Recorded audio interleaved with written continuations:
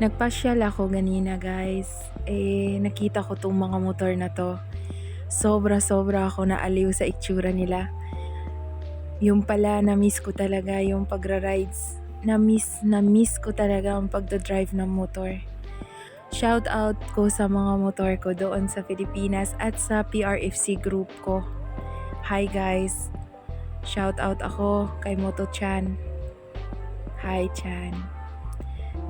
Na-meet ko itong mga riders, may-ari ng mga motor. Nalaman ko sa kanila, marami pala mga riders dito sa Kuwait. Marami talaga. Ito guys, yung mga bike nila. Warriors_Kuwait. Diba guys? Ang galing. Ang ganda ng mga bike nila guys. Diba?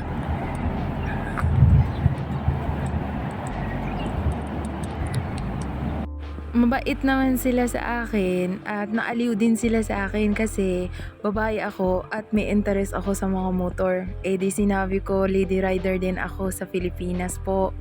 At ito ang grupo ko, PRFC. Naaliw sila. Magfa-follow daw sila sa akin. Ang page ko, nahiya ako kasi maliit lang ang followers ko. Doon sila nag-follow sa akin sa TikTok guys. Looking forward na ma-meet ko ang daming mga riders dito sa Kuwait.